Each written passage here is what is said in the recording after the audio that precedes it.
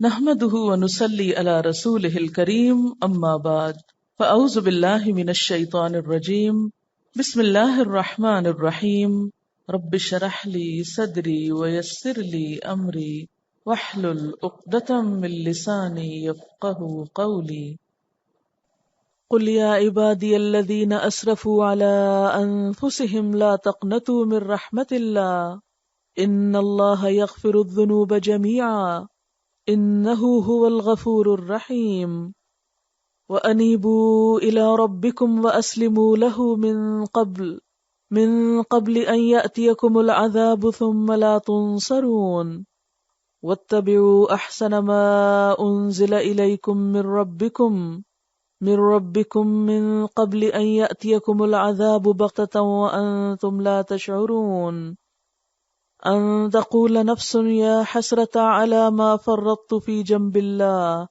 وإن كنت لمن الساخرين أو تقول لو أن الله هداني لكنت من المتقين أو تقول حين ترى العذاب لو أن لي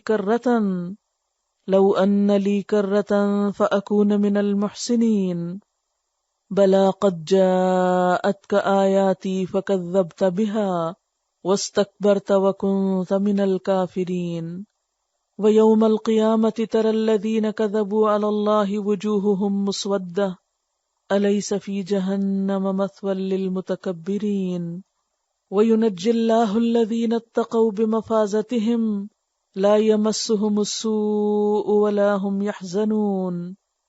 اے نبی صلی اللہ علیہ وسلم کہہ دیجئے کہ اے میرے بندو جنہوں نے اپنی جانوں پر زیادتی کی ہے، اللہ کی رحمت سے مایوس نہ ہو جاؤ، یقیناً اللہ سارے گناہ معاف کر دیتا ہے، وہ تو غفور الرحیم ہے۔ پلٹ آؤ اپنے رب کی طرف اور مطیع بن جاؤ اس کے قبل اس کے کہ تم پر عذاب آ جائے اور پھر کہیں سے تمہیں مدد نہ مل سکے، اور پیروی اختیار کر لو اپنے رب کی بھیجی ہوئی کتاب کے بہترین پہلو کی، قبل اس کے کہ تم پر اچانک عذاب آ جائے اور تم کو خبر بھی نہ ہو۔ کہیں ایسا نہ ہو کہ بعد میں کوئی شخص کہے افسوس میری اس تقصیر پر جو میں اللہ کی جناب میں کرتا رہا، بلکہ میں تو الٹا مذاق اڑانے والوں میں شامل تھا، یا کہے کاش اللہ نے مجھے ہدایت بخشی ہوتی تو میں بھی متقی لوگوں میں سے ہوتا، یا عذاب دیکھ کر کہے کاش مجھے ایک موقع اور مل جائے اور میں بھی نیک عمل کرنے والوں میں شامل ہو جاؤں، اور اس وقت اسے یہ جواب ملے کہ کیوں نہیں، میری آیات تیرے پاس آ چکی تھیں، پھر تو نے انہیں جھٹلایا اور تکبر کیا اور تو کافروں میں سے تھا۔ آج جن لوگوں نے خدا پر جھوٹ باندھے ہیں، قیامت کے روز تم دیکھو گے کہ ان کے منہ کالے ہوں گے۔ کیا جہنم میں متکبروں کے لیے کافی جگہ نہیں ہے؟ اس کے برعکس جن لوگوں نے یہاں تقویٰ کیا ہے، ان کے اسباب کامیابی کی وجہ سے اللہ ان کو نجات دے گا، ان کو نہ کوئی تکلیف پہنچے گی اور نہ وہ غمگین ہوں گے۔ قل یا عبادی الذین اسرفوا علی انفسہم، کہہ دیجئے اے میرے بندو وہ جو اسرفوا زیادتی کر چکے، علی انفسہم اپنے نفسوں پر، اپنی جانوں پر، جنہوں نے خود پہ ظلم کر لیا۔ اسراف کہتے ہیں گناہوں کی کثرت اور اس میں بہت آگے نکل جانا، یعنی بڑے بڑے گناہ کر بیٹھے۔ ان سے بھی کیا کہا جا رہا ہے؟ لا تقنطوا من رحمت اللہ، اللہ کی رحمت سے مایوس نہ ہو۔ یہ نہ سوچو کہ اب تو بس صرف ہلاکی ہوں گے، ہماری چھوٹ ہو نہیں سکتی کیونکہ ہم بہت گناہگار ہیں۔ اچھا، یہ جو جملہ ہے نا ہم بہت گناہگار ہیں، یہ بھی دو طرح بولا جاتا ہے۔ ایک تو حقیقت میں یو مین اٹ کہ ہم بہت گناہگار ہیں، اور ایک یہ بہت گناہگار ہیں دکھاوے کے طور پہ، ورنہ خود کو سمجھتے کوئی نہیں ہے گناہگار، کیونکہ جو خود کو گناہگار سمجھے وہ تو نظر ہی نہیں اٹھا سکتا، وہ تو حجت بازی کر ہی نہیں سکتا۔ لا تقنطوا من رحمت اللہ، نہ تم مایوس ہو اللہ کی رحمت سے۔ ان اللہ یغفر الذنوب جمیعا، بے شک اللہ معاف کر دے گا گناہوں کو سارے کے سارے۔ عیسائیت میں یہ ہے نا کہ اللہ معاف کر نہیں سکتا، فرمایا نہیں کر سکتا ہے، کر دے گا، کرے گا۔ کیوں؟ انہ هو الغفور الرحیم، کیونکہ وہ غفور الرحیم ہے۔ یہاں ہر شخص کو مایوسی سے نکالا جا رہا ہے. کتنا بھی بڑا کوئی گزشتہ زندگی میں گناہ یا جرم کیوں نہ ہو چکا ہو، اگر تم اللہ کی طرف پلٹ آؤ گے تو وہ تم کو معاف کر دے گا.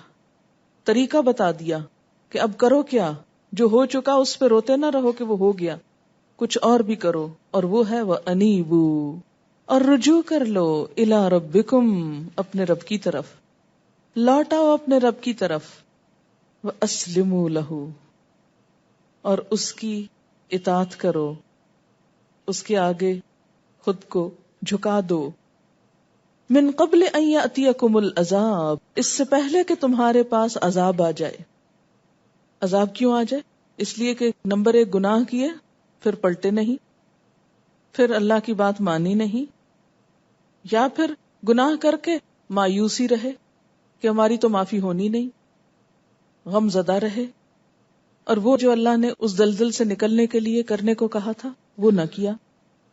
فرمایا نکلو اس سے، پلٹو اپنے رب کی طرف، اور آئندہ اس کی اطاعت شروع کر دو، ورنہ کیا ہوگا کہ ایسا عذاب آئے گا کہ پھر ثم لا تنصرون، تم مدد نہ کیے جاؤ گے، کوئی تمہارا ساتھ نہ دے گا. تو اس سے کیا پتہ چلتا ہے کہ نمبر 1 اللہ تعالی کی ذات بہت وسعت والی ہے. بندہ کیسا بھی قصور کیوں نہ کر بیٹھے، کیسا بھی، کتنا بھی بھیانک، لیکن اگر سچے دل سے توبہ کر لیتا ہے تو معاف کر دیا جاتا ہے. مسند احمد کی حدیث میں ہے، نبی صلی اللہ علیہ وسلم نے فرمایا مجھے ساری دنیا اور اس کی ہر چیز کے ملنے سے اتنی خوشی نہ ہوئی جتنی اس آیت کے نازل ہونے سے. ایک شخص نے سوال کیا کہ جس نے شرک کیا ہو، آپ نے تھوڑی دیر کی خاموشی کے بعد فرمایا خبردار رہو، جس نے شرک بھی کیا ہو اس کو بھی معاف کر دے گا، لیکن کب؟ جب وہ معافی مانگ لے. مسند احمد میں ہے کہ نبی صلی اللہ علیہ وسلم نے فرمایا اس کی قسم جس کے ہاتھ میں میری جان ہے، اگر تم خطائیں کرتے کرتے زمین اور آسمان بھر ڈالو پھر اللہ سے استغفار کرو تو یقیناً وہ تمہیں بخش دے گا. اس کی قسم جس کے ہاتھ میں محمد صلی اللہ علیہ وسلم کی جان ہے، اگر تم خطائیں کرو ہی نہیں تو اللہ تعالیٰ تمہاری جگہ ان لوگوں کو لائے گا جو خطا کر کے استغفار کریں اور پھر اللہ انہیں بخش دے. یعنی فرشتے موجود ہیں آلریڈی. انسان تو چیز ہی ایسی ہے کہ جو چلتے چلتے رستہ بھول جائے اور پھر پلٹے، بھولا نہ رہے.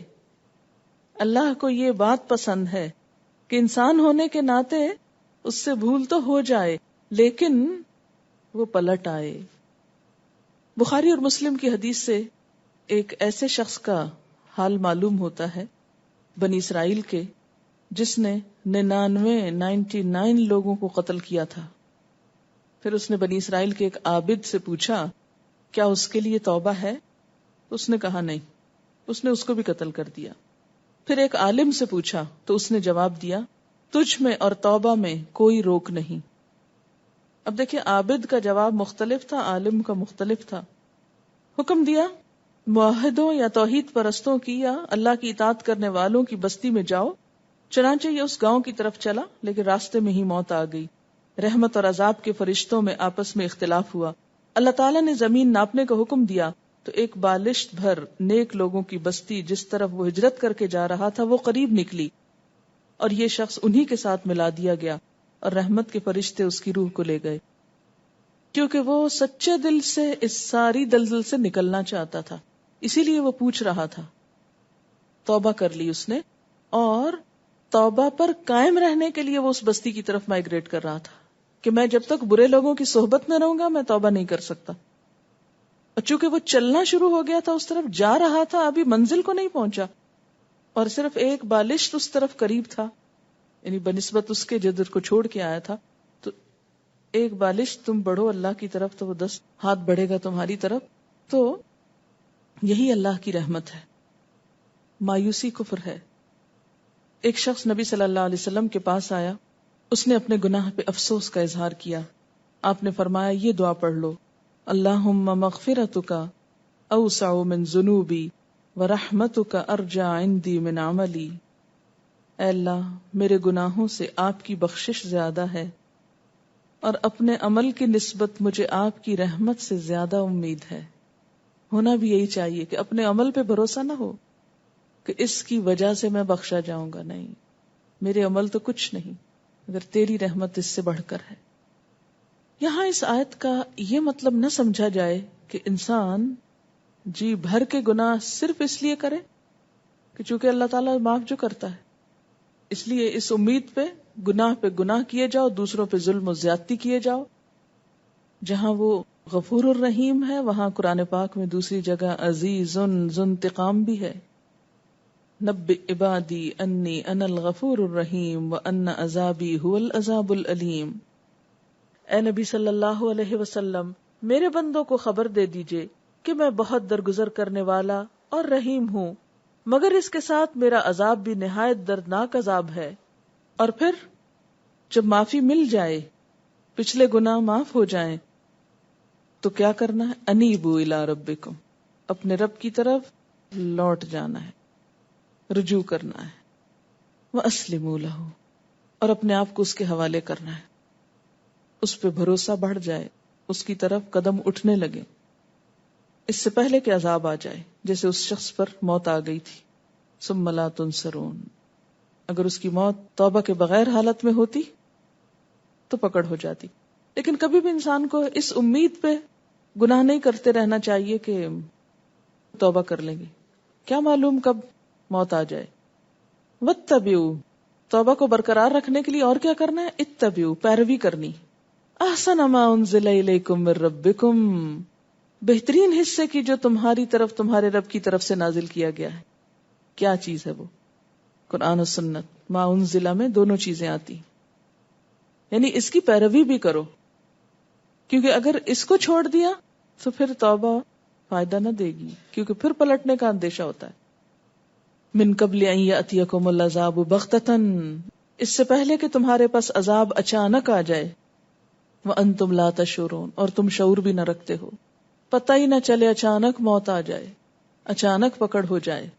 ان تقول نفس، کہیں کوئی شخص یہ نہ کہے، یا حسرتا علی ما فرطت فی جنب اللہ، ہائے افسوس مجھ پر جو بھی میں نے کمی کی اللہ کے حق میں. جنب کا معنی کیا ہے؟ قرب و جوار، یعنی اللہ کے قرب کے لیے جو کچھ کرنا چاہیے تھا وہ میں نہ کر سکا. یا مراد جنت ہے کہ جنت میں جانے کے لیے جو چاہیے تھا وہ نہیں کیا، یعنی اللہ کی اطاعت اور قرآن پر عمل کرنے میں کوتاہی کی طرف اشارہ ہے. وَإِن كُنتُ لَمِنَ السَّاخِرِينَ، بلکہ میں تو الٹا مذاق اڑانے والوں میں سے تھا، ساخرین میں سے تھا، یعنی جو کوئی اور بھی اس رستے پہ چلتا میں تو اس پہ بھی ہنستا تھا. او تقولا، یا انسان کہے، لو ان اللہ ہدانی، اگر اللہ مجھ کو ہدایت دیتا، لکنت من المتقین، تو میں بھی متقی لوگوں میں سے ہوتا.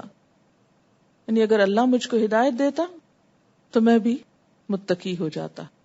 کیونکہ عام طور پر انسان کیا کرتا ہے، جب خود کام نہیں کر پاتا تو خود کو بلیم کرنے کی بجائے اللہ کو کرنے لگتا ہے. او تقولا، یا کہیں یہ نہ کہے، ہی نہ ترل عذاب، جب عذاب دیکھے، لو ان لی کرۃ فاکون من المحسنین، کاش مجھے ایک موقع اور مل جائے اور میں بھی نیک کام کرنے والوں میں شامل ہو جاؤں. اب یہ دیکھیں، ان تقولا او تقولا او تقولا، پھر یہ نہ کہنا، پھر یہ نہ کہنا، پھر یہ نہ کہنا، ابھی کر لو جو کرنا ہے. موقع ہاتھ سے نکل گیا تو پھر کچھ فائدہ نہ ہوگا. جیسے آتا نا، وَلَن يُؤَخِّرَ اللَّهُ نَفْسًا إِذَا جَاءَ أَجَلُهَا، اللہ کسی نفس کو بالکل مہلت نہیں دے گا جب اس کی موت کا وقت آ گیا. بلا قد جاءتک آیاتی، کیوں نہیں میری آیات تیرے پاس آئی تھیں. فکذبت بها، تو نے ان کو جھٹلا دیا، تو نے ان کو مان کے ہی نہیں دیا. واستکبرت، اور تو نے تکبر کیا. وکنت من الکافرین، اور تو کافروں میں سے ہو گیا. آیات آئی تھیں، تم نے پڑھا تھا، لیکن تم نے مانا نہیں. واستکبرت، خود کو بڑی چیز سمجھا اور انکار کرنے والوں میں شامل ہو گیا. وَيَوْمَ الْقِيَامَةِ، اور قیامت کے دن، تَرَى الَّذِينَ كَذَبُوا، تم دیکھو گے ان لوگوں کو جنہوں نے جھوٹ بولا، عَلَى اللَّهِ، اللہ پر، وُجُوهُهُمْ مُسْوَدَّةٌ، کہ ان کے چہرے سیاہ ہیں، کالے ہیں. یہ کذبوا علی اللہ وہی بات ہے جو پیچھے گزر چکی. اچھا، یہ چہرے سیاہ کیوں ہوں گے؟ ایک تو غم کی شدت سے، عذاب کی ہولناکیوں کی وجہ سے، یعنی خون خشک ہو جائے گا. چہرے کی سرخی اور کھلنا جو ہے وہ وہ ڈپینڈ کرتا ہے کہ انسان کتنا خوش ہے. جو انسان خوش ہوتا ہے اس کے چہرے پر ہی سارے اس کے تاثرات ہوتے ہیں. تو وہاں چونکہ غم ہی غم ہوگا اس لیے چہرہ بھی سیاہ ہو جائے گا. الیس فی جہنم مثوی للمتکبرین، کیا جہنم میں تکبر کرنے والوں کے لیے کوئی ٹھکانہ نہیں ہے؟ یعنی بہت جگہ ہے. وَيُنَجِّ اللَّهُ الَّذِينَ اتَّقَوْا بِمَفَازَتِهِمْ، اور نجات دے گا اللہ ان لوگوں کو جنہوں نے تقوی کیا. کامیابی کی جو وجوہات تھی ان کے عمل میں، اس وجہ سے اللہ ان کو بچا لے گا. لا یمسہم السوء، ان کو کوئی تکلیف نہ چھوئے گی. ولا ہم یحزنون، نہ وہ غمگین ہوں گے. یعنی قیامت کے دن اس کامیابی کی وجہ سے ان کو کوئی تکلیف نہ آئے گی اور نہ وہ پچھلی زندگی پر کوئی غم کریں گے. اچھا، یہ غم کس کو ہوگا؟ جو دنیا سے گناہوں کے ساتھ جا رہا ہو مگر دنیا میں خوشحال زندگی بسر کی ہوگی. اگلا انجام دیکھ کے انسان حسرت کرے گا، کاش اب بچا لیا جاؤں، کیونکہ اب تو دنیا کی وہ ساری نعمتیں چھن گئی، آگے تو بڑا مشکل وقت ہے. تو غم میں مبتلا ہو جائے گا. دیکھیں نا، جس کو اس دنیا سے بڑھ کر آگے ملنے والا ہے اس کو دنیا چھوڑنے کا کیا غم؟ غم کس کے لیے ہے اس کو چھوڑنے کا؟ جس کے لیے آگے کچھ نہ ہو. آپ دیکھیں، بالکل ایسے ایک مثال کے طور پر، اگر کوئی لڑکی شادی کے بعد بہت خوش ہو تو کیا کرتی؟ ماں باپ کا گھر بھول جاتی. لیکن اگر تلخ ہو زندگی تو بہت غمگین رہتی. کس پر؟ کہ میں کہاں تھی اور کہاں پہنچ گئی. یہ جو آیت ہے نا، آیت 53، قل یا عبادی الذین اسرفوا علی انفسہم، یہ اللہ تعالیٰ اپنے خاص بندوں کو پکار رہا ہے. یہ کون خاص ہیں؟ جنہیں دین کی معرفت جب ہوئی، قرآن کا نور جن پہ پڑا اور اپنی غلطیاں نظر آنے لگیں. کہتے ہیں نا، جب تک اپنی غلطیاں نظر نہیں آتی تھی تو احساس بھی نہیں تھا، غلطیوں پر ہی خوش اور مطمئن تھے. لیکن جب نظر آنے لگیں اور حقیقی معنوں میں دکھائی دے گئیں تو سخت پریشانی لاحق ہوئی. اب بنے گا کیا؟ اب معافی کیسے ہوگی؟ اتنا کچھ جو کر چکے ہیں پچھلی زندگی میں، اس کا کفارہ کیسے ہوگا؟ اب تو آئندہ رہ بھی تھوڑی گئی ہے، ساری زندگی بھی کرتے رہیں باقی کچھ اچھا، لیکن اس سے زیادہ جو پیچھے خرابیاں کر چکے ہیں ان کا کیا مداوع ہوگا؟ ایسے ہی لوگوں کو خوشخبری دی گئی، لا تقنطوا من رحمت اللہ. جب ایک دفعہ اللہ کی رحمت میں آ گئے ہو تب اس سے مایوس نہ ہو، وہ سارے پچھلے گناہ معاف کر دے گا کیونکہ وہ غفور الرحیم ہے. بس آئندہ کے لیے انیبوا الی ربکم واسلموا لہ، یہ نہ چھوڑنا، انابت اور اسلام، ورنہ وہاں پھر کوئی کام نہ آئے گا. واتبعوا، اور اتباع میں کمی نہ کرنا. احسن ما انزل الیکم من ربکم، احسن، اس کا یہ مطلب نہیں کہ اللہ کے کلام میں سے کچھ احسن ہے اور کچھ غیر احسن ہے، یہ پچھلی کتابیں کم اچھی تھیں اور یہ کتاب زیادہ اچھی ہے. اللہ کا سارا ہی کلام اچھا ہے. بات یہ ہے کہ عمل کرنے والوں کا عمل کیسا ہے.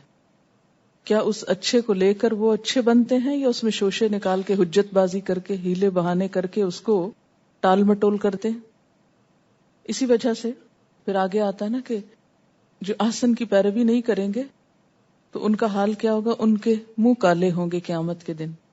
انسان کا چہرہ اسی چیز کی عکاسی کرتا ہے نا جو اس کے دل کے اندر ہوتا ہے. یعنی دلوں کی کالک قیامت کے دن منہ پہ آ جائے گی. آج تو دلوں کا کالا پن کسی کو دکھتا نہیں نا. یہ ایک محاورہ بن چکا ہے نا، لا تقنطوا من رحمت اللہ، بس اتنا ہی پڑھتے ہیں، آگے نہیں جاتے. وَأَنِيبُوا إِلَىٰ رَبِّكُمْ وَأَسْلِمُوا لَهُ، اور وَاتَّبِعُوا أَحْسَنَ مَا أُنزِلَ إِلَيْكُمْ. تو یہ بھی ضروری ہے. یہاں اللہ تعالیٰ کس کو کہہ رہا ہے میرے بندو؟ کس کو اپنے بندے کہہ رہا ہے؟ دیکھیں ذرا، اتنی محبت سے پکار رہا ہے. نیکوکاروں کو؟ گناہگاروں کو؟ انہیں کہہ رہا ہے میرے بندو. بندے تو میرے ہی ہو گئی زیادتی تم سے، اب پلٹ آؤ. قل یا عبادی الذین اسرفوا علی انفسہم لا تقنطوا من رحمت اللہ. قل، کہہ دیجئے، یا عبادی، اے میرے بندو، الذین اسرفوا علی انفسہم، جنہوں نے اپنے نفسوں پر زیادتی کی، اپنی جانوں پر زیادتی کی. لا تقنطوا من رحمت اللہ، اللہ کی رحمت سے مایوس نہ ہو. ان اللہ، بے شک اللہ تعالی، یغفر الذنوب جمیعا، بخش دے گا گناہوں کو سارے کے سارے، انہ، بے شک وہ، هو الغفور الرحیم، وہ بخشنے والا مہربان ہے۔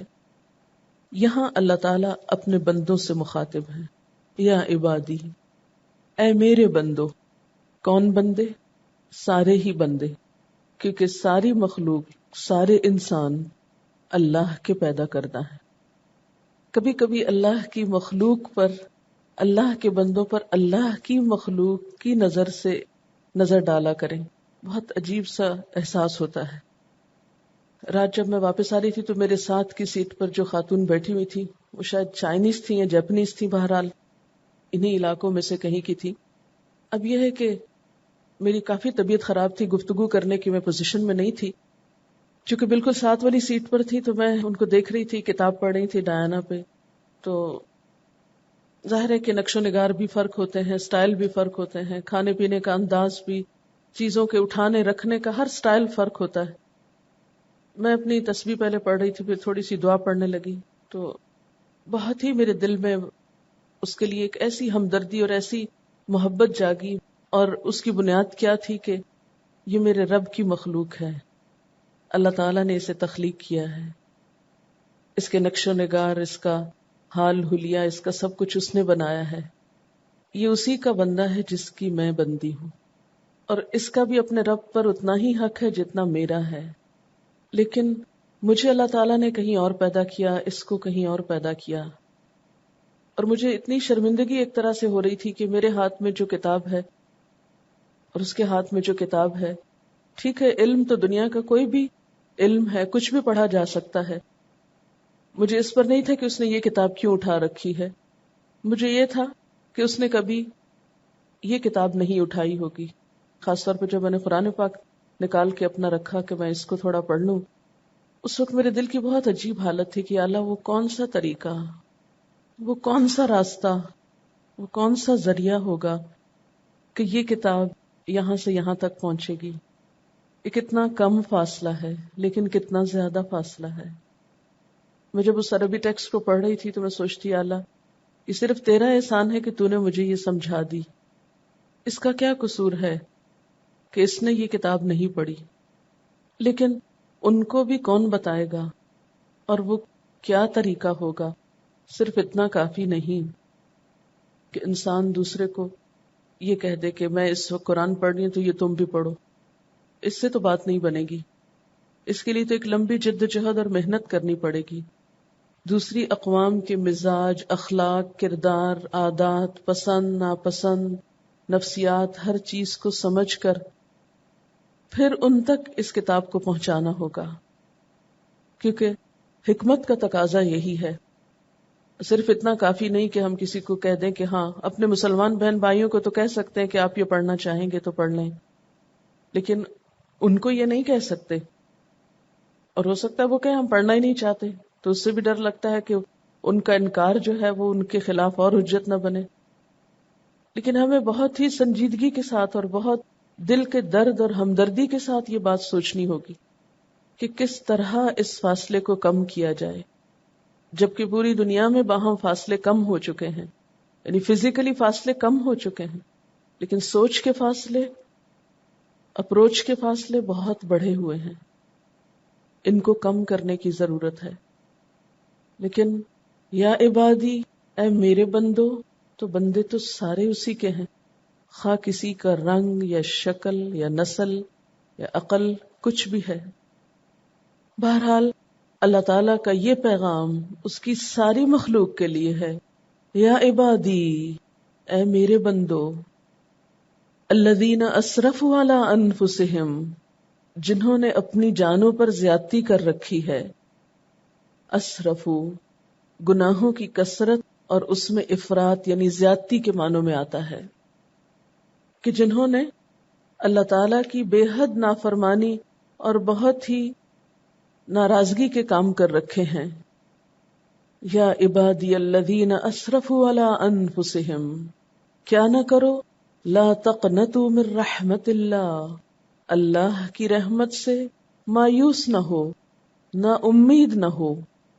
تقنتو قاف نون طا، قنوت سے، جس کے معنی ہوتے ہیں خیر سے مایوس ہونا اور نا امید ہونا، یعنی اللہ کی رحمت سے نا امید نہ ہو، مایوس نہ ہو. کیوں؟ اس لیے کہ ان اللہ یغفر الذنوب جمیعا، بے شک اللہ سارے کے سارے گناہ معاف کر دیتا ہے. کیوں؟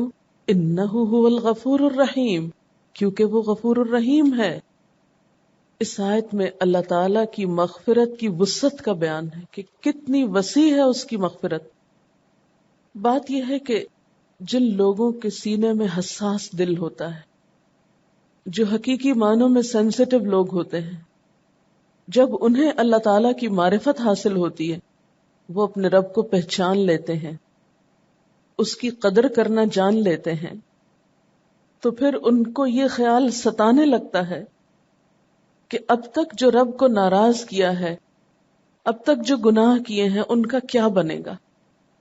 یعنی ہو سکتا ہے کوئی سنگ دل سخت دل شخص اس کے بارے میں سوچے بھی نہ، محسوس بھی نہ کرے، لیکن جو جتنا حساس ہے، اور حساس اپنی ذات کے لیے صرف دنیاوی معاملات میں نہیں بلکہ آخرت کے اعتبار سے کہ میرا کیا بنے گا، میرے گناہوں کا نتیجہ کیا ہوگا.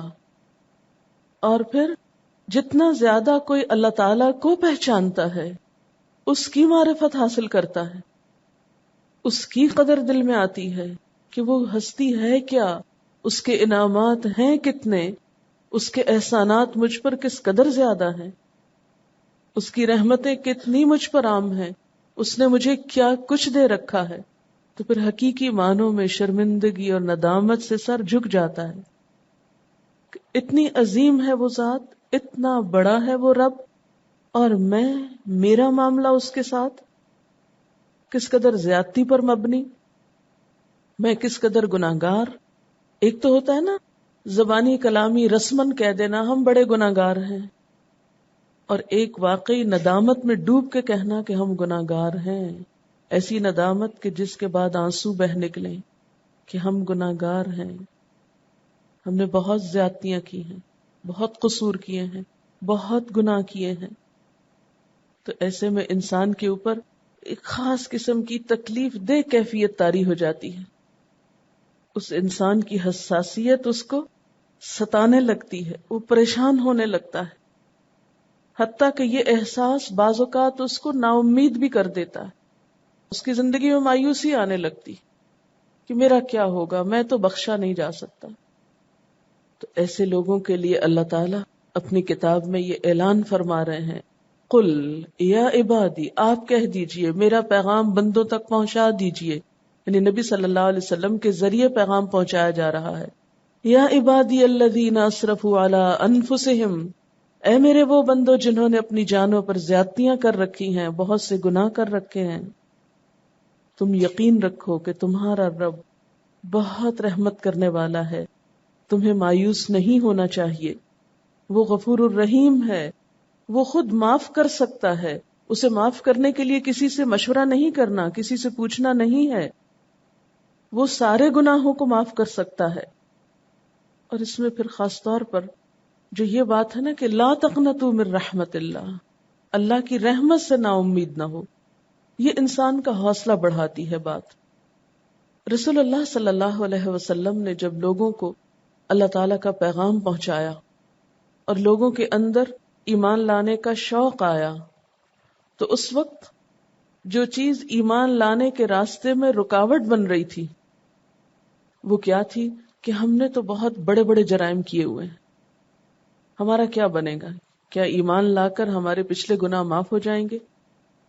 تو انہیں تسلی دلائی گئی کہ ہاں، ایمان لانے کے بعد تم اس طرح ہو جاؤ گے گویا تم نے نئے سرے سے جنم لیا. اسی طرح وہ لوگ جنہوں نے ایمان لانے کے بعد بھی گناہ کیے ہوں، جیسے بنی اسرائیل کا ایک شخص جس نے 99 قتل کیے تھے. اسی طرح بعض دوسری روایات میں اور لوگوں کے گناہوں کا ذکر ملتا ہے کہ اسلام لانے کے بعد، ایمان لانے کے بعد بھی، یا پیدائشی طور پر مسلمان ہونے کے بعد جیسے ہم لوگوں کا حال ہے، لا علمی اور جہالت کے زمانے میں بعض اوقات کبیرہ گناہ بھی ہوئے اور ابھی تک کون سے باز آئے ہیں؟ جھوٹ، غیبت، چغلی عام طور پر معمول ہوتا ہے ہم لوگوں کا. ایسے میں جب بھی انسان کے اندر انسانیت جاگتی ہے، اللہ تعالیٰ کی معرفت کا جذبہ گہرا ہوتا ہے، تو پہلا خیال اپنے آپ کا آتا ہے. سب سے پہلے اپنے عیب نظر آنے لگتے ہیں.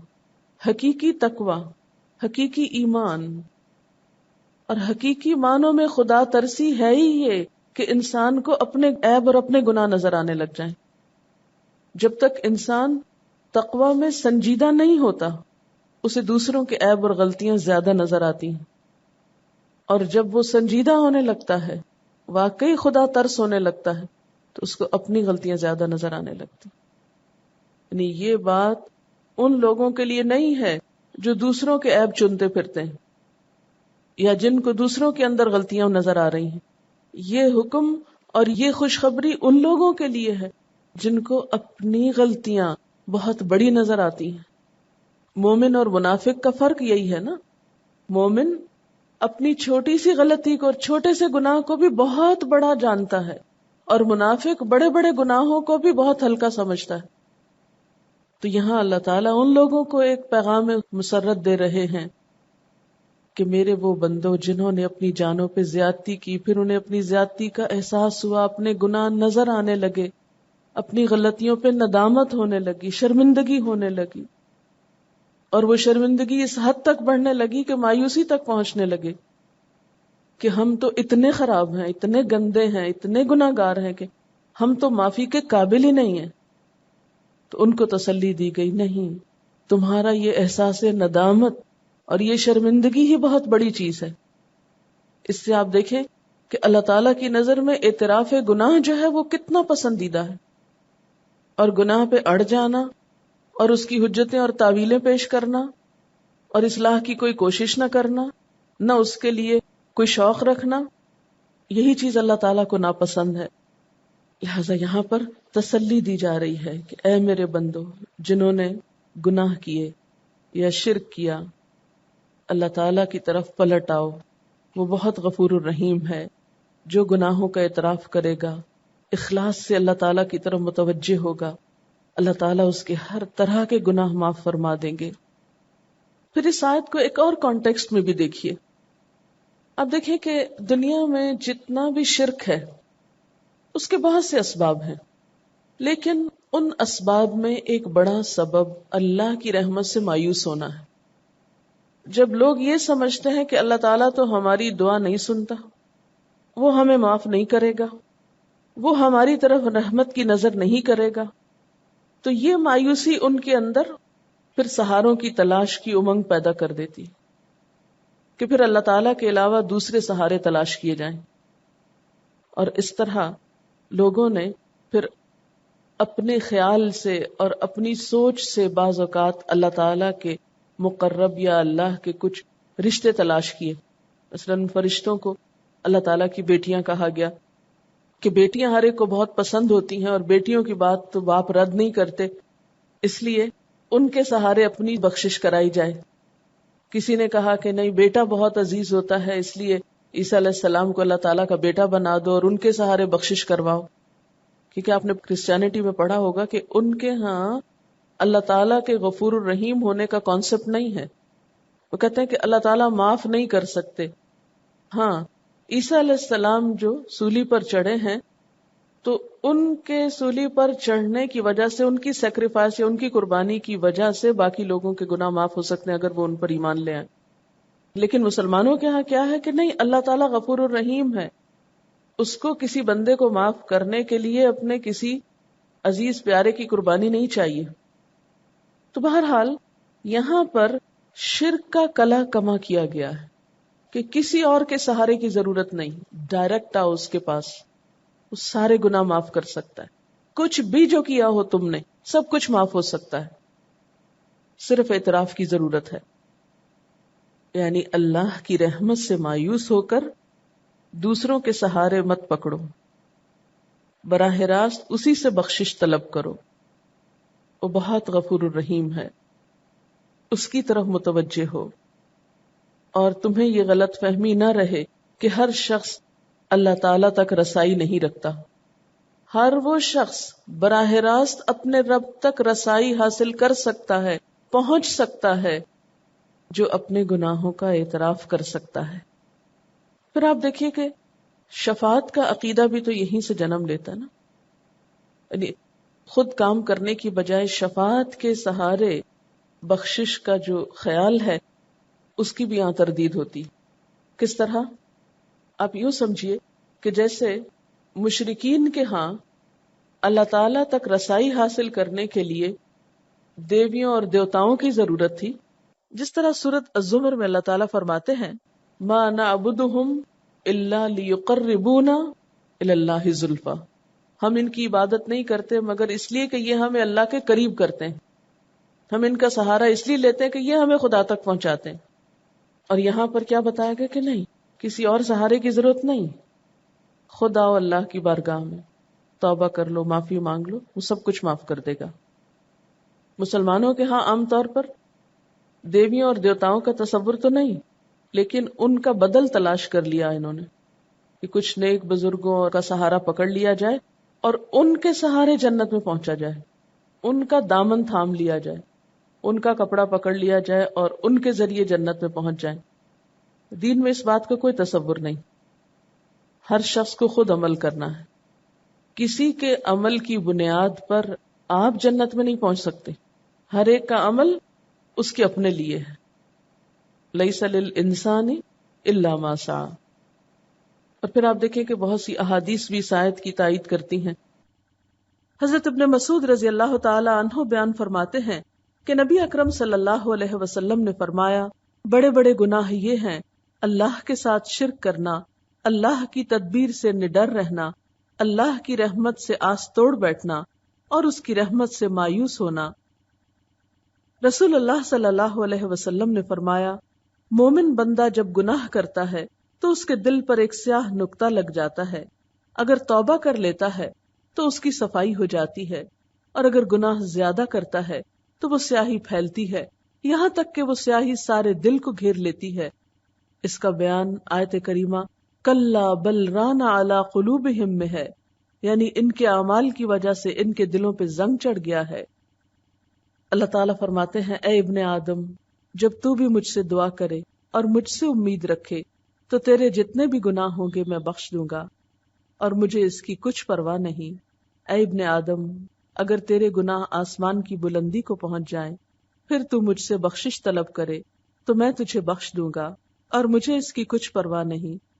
اے ابن آدم، اگر تو زمین بھر گناہ لے کر آئے پھر مجھے اس حال میں ملے کہ تو نے میرے ساتھ شرک نہ کیا ہو تو میں تجھے اتنی ہی مقدار میں بخشش سے نواز دوں گا. لیکن اس کا یہ مطلب نہیں ہے کہ انسان اس آیت کی بدولت جی بھر کے گناہ کرنا شروع کر دے اور اللہ تعالیٰ کے غضب کو دعوت دے یا اللہ تعالیٰ کو ناراض کرنا شروع کر دے، کیونکہ اللہ تعالیٰ کی ناراضگی سے تو رحمت نہیں آئے گی. یہ تو ان لوگوں کے لیے کہ جو بھول چوک کر یا انسان ہونے کے ناطے خطا کر بیٹھتے ہیں، پھر پلٹتے ہیں، معافی چاہتے ہیں تو اللہ تعالیٰ معاف بھی فرما دیتے ہیں. اور اسی لیے اگلی آیت میں کیا فرمایا؟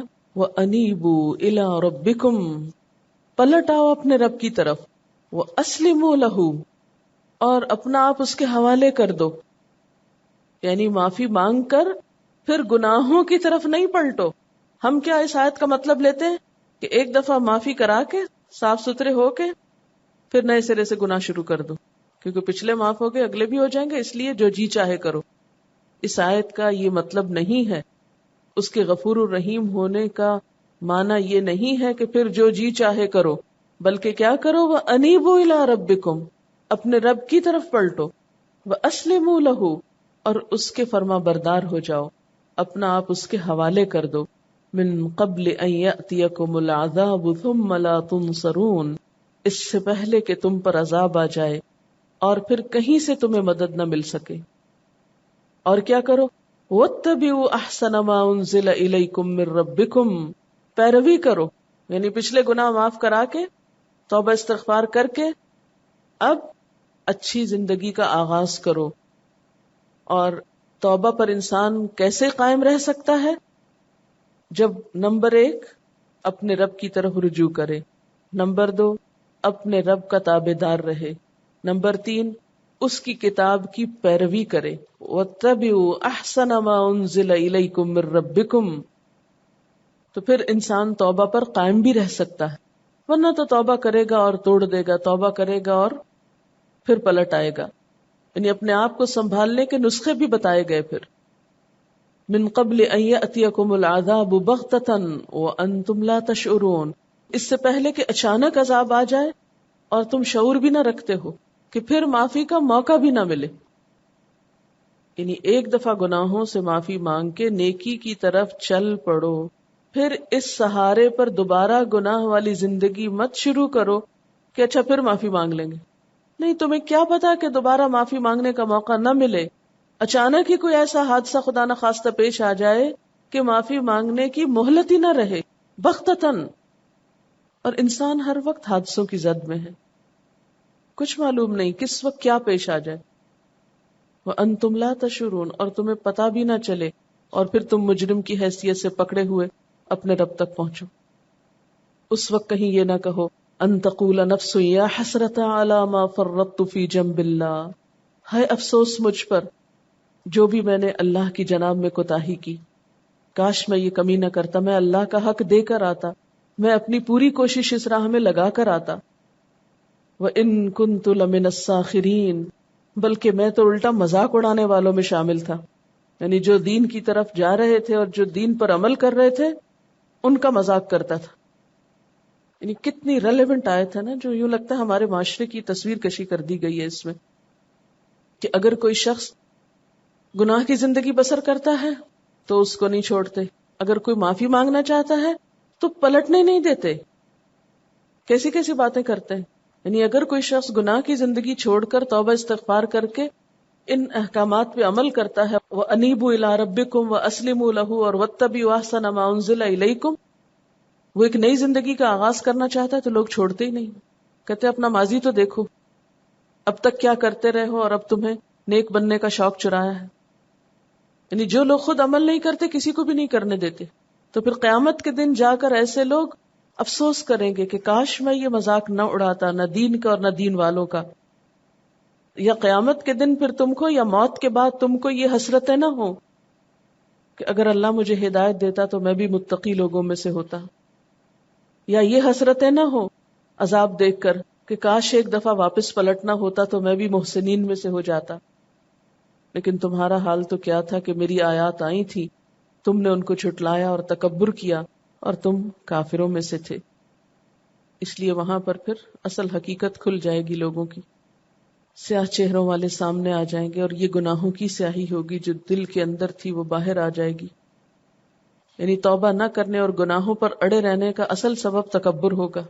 جس کا برا قائم رہنا چاہتے ہیں تو پھر انیبو اور اسلمو اور اتبعو کا طریقہ اختیار کرو. کسی نے اور شعر بھیجا ہے، تو رحیم ہے تو کریم ہے، میری لغزشوں پہ نظر نہ کر، تیری خو عطا میری خو خطا، نہ یہ تجھ میں کم نہ یہ مجھ میں کم. کتنا خوبصورت شعر ہے. یعنی تو دینے والا ہے، بخشنے والا ہے، اور میں تو ہوں ہی خطا کار. تیری رحمت بھی بہت زیادہ اور میری خطائیں بھی بہت زیادہ ہیں. آپ کو معلوم ہے کہ الہدا کی طرف سے لیڈیز جیل اور جینٹس جیل میں کام ہو رہا ہے، اور وہ جو بچہ جیل ہے اس میں بھی. تو جہاں تک اس آیت کا تعلق ہے کہ ہم یہ سمجھتے ہیں کہ گناہ معاف نہیں ہوتے، لیکن سچے دل سے جو توبہ کرتا ہے اس کے گناہ معاف ہو جاتے ہیں اور پھر رزلٹ بھی نظر آنے لگتا ہے. اسی طرح کراچی لیڈیز جیل میں بہت سی لیڈیز ایسی ہیں جنہوں نے بہت بڑے گناہ کیے ہیں، بہت سنگین گناہ کیے ہیں، ماں باپ کا مرڈر تک کیا ہے. لیکن آپ یقین کیجئے جب وہ قرآن پڑھتی ہیں، توبہ کرتی ہیں، معافی مانگتی ہیں، تو اتنی امید ہوتی کہ اللہ تعالیٰ نے ان کے گناہ معاف کر دیے ہوں گے. کس طرح ان کے اندر چینج آ رہا ہے اور کس طرح ان کے دل بدل رہے ہیں. وہ خود کہتی ہیں ہمیں معلوم نہیں چلتا کہ ہماری ریلیز کیسے ہو رہی ہے، صرف ان دعاؤں کا اثر ہے. لیکن اللہ تعالیٰ کس طرح اپنے بندوں کو معاف کرتا ہے، انسان تو معاف نہیں کرتا. ایک دفعہ توبہ کر لی جائے تو کتنے گناہ معاف ہو جاتے ہیں. بہترین مثال ہے اس کی جیل میں. اگر آپ کبھی وزٹ کریں، آپ ان سے خود پوچھیں اور دیکھیں آپ کیا ان کی زندگیاں بدل رہی ہیں، چہرے بدل گئے ہیں، ان کا اٹھنا بیٹھنا، ان کا انداز ہی بدل گیا ہے. اتنا ہائی آئی کیو ہے ان کا، اتنی برائٹ لڑکیاں ہیں وہ، جنہوں نے اتنے سنگین جرم کیے ہیں، اپروچ ہی غلط ہو گئی تھی ان کی، لیکن معاف کرنے والا تو اللہ تعالیٰ ہے۔ اس سے آپ دیکھیں کہ کتنی ہوپ پیدا ہوتی ہے نا. انسان تو انسان ہے، کمزور ہے، غلطی ہونا، چھوٹی ہونا یا بڑی ہونا انسان کی کمزوری کی وجہ سے ہے نا. اور جب انسان اعتراف کر لیتا ہے کہ اللہ میں کمزور انسان ہوں، مجھ سے ایسا ہو گیا، اب تیرے سوا کون معاف کر سکتا ہے، اور جب اس کو یہ یقین ہونے لگتا ہے کہ اللہ تعالیٰ معاف کر دیتا ہے اور معافی مل سکتی ہے، معافی ہو جاتی ہے، اور خاص طور پر اس وقت جب انسان یہ چاہتا بھی ہو سچے دل سے کہ میں ایک اچھی زندگی کا آغاز کروں، تو پھر اس امید کے ساتھ دلوں کا حال کتنا بدلتا ہوگا. رسول اللہ صلی اللہ علیہ وسلم نے فرمایا، اللہ تعالیٰ فرماتے ہیں جسے یقین ہو گیا کہ میں گناہ معاف کرنے پر قادر ہوں تو میں اس کے گناہ معاف کر دیتا ہوں، اور مجھے قطعاً پرواہ نہیں بشرطے کہ اس نے میرے ساتھ شرک نہ کیا ہو. کیونکہ جب انسان مایوس ہوتا ہے تو زندہ انسان بھی مردہ کے برابر ہوتا ہے، اور یہ شیطان کا وسوسہ ہوتا ہے، شدید وسوسہ، کہ تم نہیں قائم رہ سکتے توبہ پر، کوئی ضرورت نہیں توبہ کرنے کی، کوئی ضرورت نہیں پلٹنے کی. اور آپ دیکھیں کہ ہم توبہ کیا اپنے بھروسے پہ کریں گے؟ اپنے پہ بھروسہ کر کے توبہ کر سکتے نہیں. ہم تو بہت کمزور ہیں، کیسے خود پہ بھروسہ کر سکتے ہیں کہ، اور کیسے ہم یہ دعویٰ کر سکتے ہیں کہ آئندہ ہم تو کوئی گناہ نہیں کریں گے؟ یہ تو اللہ کی رحمت ہے جو ہمیں پار لگاتی ہے اور پھر نیکی کی توفیق دیتی ہے، کیونکہ دل تو اللہ تعالیٰ کے ہاتھ میں ہے، جدھر کو چاہے موڑ دے. تو ہم جب توبہ کرتے ہیں تو اس وقت مایوس ہونے اور شیطان کے وسوسے کا شکار ہونے کی ضرورت نہیں. اللہ کی رحمت کی امید رکھتے ہوئے، اسی پہ بھروسہ کرتے ہوئے، اس سے دعا مانگتے ہوئے، اس پر اعتماد کرتے ہوئے، اس پہ توکل کرتے ہوئے کہ اللہ تو مجھے قائم رکھ، تو رکھ سکتا ہے. اور پھر وہ رکھتا ہے، وہ بندے کے گمان کے مطابق ہوتا ہے نا. اللہ تعالیٰ کے حق میں تو جو قصور ہم نے کیے ان پہ تو پھر امید ہوتی ہے کہ اللہ تعالیٰ معاف کر دے گا، لیکن حقوق العباد کے معاملے میں جو ہم سے زیادتیاں ہوئی ہیں، اور خصوصاً وہ لوگ جو ہماری زندگی میں رہے بھی نہیں. بعض لوگ ایسے ہیں نا کہ جو ماضی میں ہمارے ساتھ کہیں ان کا کوئی واسطہ رشتہ تھا، یا وہ فوت ہو گئے یا ہم سے جدا ہو گئے. اب وہ بڑی ندامت آتی ہے کہ ان گناہوں کی معافی کیسے ہوگی، یا ان لوگوں پہ جو ہماری طرف سے زیادتی ہوئی یا ظلم ہوا اس کا کیا بنے گا، تو اس کا کیا کیا جائے. اس میں آپ دیکھیں کہ جو فوت ہو چکے ہیں ان کے لیے کثرت سے بخشش کی دعا کرنا اس گناہ کا کفارہ ہو سکتا ہے. اگر کسی کا حق مارا ہے، مالی مثلا کسی کا مال کھایا یا کچھ چرایا یا کچھ بھی، تو اتنی قیمت کا کم از کم مال ان کی طرف سے صدقہ کر دینا ان کے نام پہ کہ اللہ اس کا ثواب انہی کو پہنچا دے. یا اسی طرح ان کے رشتہ داروں سے حسن سلوک کرنا اگر وہ کہیں بھی اویلیبل ہوں. مثلا ایک شخص آپ صلی اللہ علیہ وسلم کے پاس آیا اور اس نے کہا کہ میں نے اپنی ماں کے ساتھ زیادتی کی اور وہ فوت ہو چکی. تو آپ نے فرمایا کیا تمہاری خالہ زندہ ہے؟ اس کے ساتھ حسن سلوک کرو تو وہ اس گناہ کا کفارہ ہو جائے گا.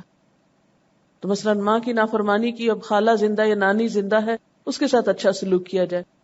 شوہر کے ساتھ زیادتی کی، فوت ہو گیا یا چلا گیا یا جو بھی، اس کے پیرنٹس یا اس کے کوئی بھی رشتہ دار یا اس کے بچے، ان کے ساتھ اچھا سلوک کیا جائے، انشاءاللہ وہ پچھلے گناہوں کا کفارہ ہوگا.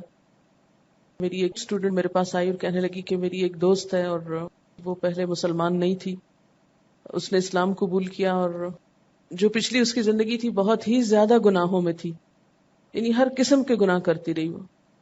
اب وہ بہت زیادہ نادم اور شرمندہ ہے. اب اس کی شادی ایک بہت اچھے مسلمان سے طے پائی ہے، لیکن وہ بہت زیادہ پریشان ہے. میں نے کہا پریشانی کس بات کی؟ کہ اگر اس کے شوہر نے اس سے کہا کہ تم ورجن نہیں ہو یا تم کیا کچھ کرتی رہی ہو، تو وہ کہتی کہ میں اس کو فیس نہیں کر سکوں گی، تو مجھے کیا کرنا چاہیے؟ کیا اس بچی کو جھوٹ بولنا چاہیے، یا یہ ہے کہ اس کو بتا دینا چاہیے سب کچھ سچ سچ، یا کیا کرے؟ لیکن بہت نادم ہے، بہت شرمندہ ہے، بہت توبہ کر رہی ہے اور بہت ہی اچھی مسلمان بن گئی ہے، کہ بہت ہی جسے کہتے ہیں کہ ہر لحاظ سے حقوق اللہ اور حقوق العباد میں بہت عمدہ زندگی اب بسر کر رہی. تو میں نے اس سے کہا کہ دو چیزیں ہیں. ایک تو یہ کہ جس گناہ پہ اللہ تعالیٰ پردہ ڈال دے اس کا خود ذکر نہیں کرنا چاہیے. جو اللہ تعالیٰ نے چھپا دیا اس کو خود مت کھولو. لوگوں کے سامنے گناہ کا ذکر یا اعتراف کرنا پسندیدہ نہیں ہے. رسول اللہ صلی اللہ علیہ وسلم نے فرمایا میری امت کا ہر شخص آفتوں سے محفوظ ہے مگر کھلم کھلا برے کام کرنے والے. اور یہ لچا پن ہے کہ رات کو کسی سے برا کام ہو جائے اور صبح اللہ نے تو اس کا عیب چھپائے رکھا، لیکن اس نے کسی کو خود کہا کہ کل رات تو میں نے ایسا اور ایسا کیا. رات کو اللہ نے اس کے عیب پہ پردہ ڈالے رکھا مگر اس نے صبح ہوتے ہی اللہ کا ڈالا ہوا پردہ پاش پاش کر دیا. اسے خود سے کچھ بھی بتانے کی ضرورت نہیں. کوئی پوچھے تو اگنور کرنے کی کوشش کرو، کیونکہ گناہوں کی پٹاری نہ کھلے تو بہتر ہے. جو ختم ہو گئے سو ہو گئے، اور یعنی کہ جھوٹ کی کوئی گنجائش نہیں، اس لیے کہ جھوٹ کھل جاتا ہے. اور اس میں ایک یہی آیت، اسی طرح کچھ اور آیتیں اور کچھ احادیث میں نے اسے بتائیں جو توبہ، استغفار اور نئی زندگی شروع کرنے سے متعلق ہیں.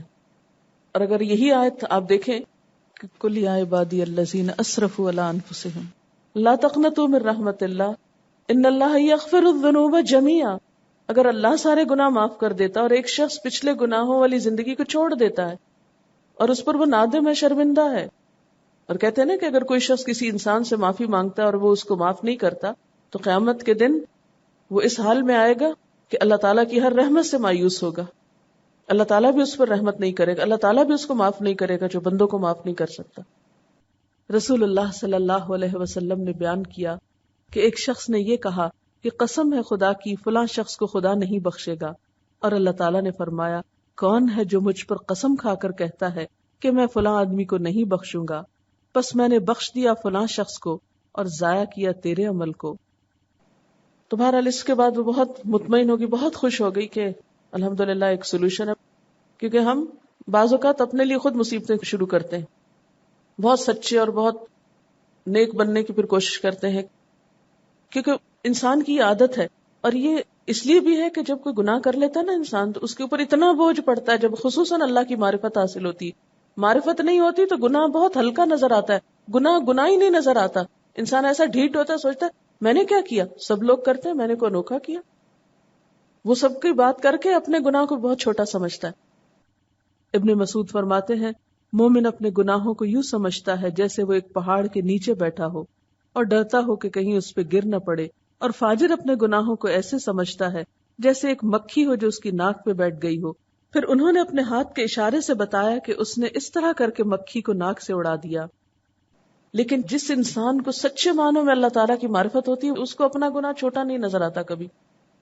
پھر اس کے اندر شدید ندامت اٹھتی ہے، پھر وہ سوچتا ہے کیا طریقہ اختیار کرو. پھر بعض اوقات جہالت میں، لا علمی میں ہم اپنے گناہ دوسروں کو بتانا شروع کر دیتے ہیں تاکہ ہمارے دل کا بوجھ ہٹے، اور جب ہم بتا بیٹھتے ہیں تو پھر اس سے زیادہ بوجھ اور پڑ جاتا ہے کہ اب یہ اس کو پتا چل گیا، یہ پتہ نہیں اور کس کو بتا دے گا، اور وہ آگے پتہ نہیں کس کو بتا دے گا، پھر ایک اور مصیبت لے لیتے ہیں. اس لیے اس حدیث کو ہمیشہ یاد رکھیں، التائب من الذنب کمن لا ذنب لہ، گناہ سے توبہ کرنے والا ایسا جیسے اس نے گناہ کیا ہی نہ ہو. وہ بالکل ان دوسرے لوگوں کی طرح جنہوں نے گناہ کیا نہیں. اور آئندہ کے لیے اپنے رب کا سہارا تھام لے، اس کو پکڑ لے. تو یہ آیت قرآن پاک کی بہت خوبصورت آیتوں میں سے ہے کہ اللہ تعالیٰ نہ صرف یہ کہ گناہ معاف کر دیتا ہے بلکہ گناہوں کو نیکیوں میں بھی بدل سکتا ہے. فَأُولَئِكَ يُبَدِّلُ اللَّهُ سَيِّئَاتِهِمْ حَسَنَاتٍ. رسول اللہ صلی اللہ علیہ وسلم نے فرمایا ہر انسان خطا کار ہے اور بہترین خطا کار وہ ہیں جو توبہ کرتے ہیں.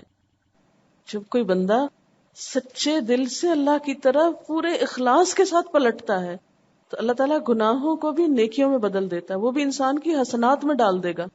اور کیا چاہیے؟ اصل ضرورت تو اپنے اندر سچائی لانے کی ہے. یعنی توجہ کس پہ ہونی چاہیے؟ گناہ کے اعتراف پر، اور اللہ کے ساتھ سچا ہونا.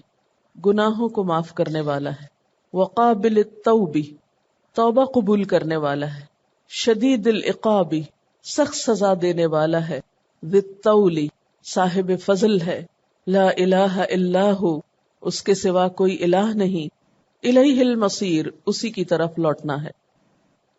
یہاں اللہ تعالیٰ کی مزید کچھ صفات کا ذکر کیا جا رہا ہے. پہلی صفت ہے غافر الذنب، گناہ معاف فرمانے والا. غفرہ کا لفظی معنی کیا ہوتا ہے؟ ڈھانپ دینا، کسی کو ایسی چیز پہنا دینا جو اسے میل کچیل سے محفوظ رکھے. مثلا لباس انسان کو میل کچیل سے بھی محفوظ رکھتا ہے، موسم کی تلخی، سردی، گرمی سے بھی محفوظ رکھتا ہے. اسی طرح کوئی بھی چیز جو دوسری چیز کے لیے حفاظت کا کام دے اور ڈھانپنے کا کام دے، اس کے لیے لفظ غفرہ استعمال ہوتا ہے.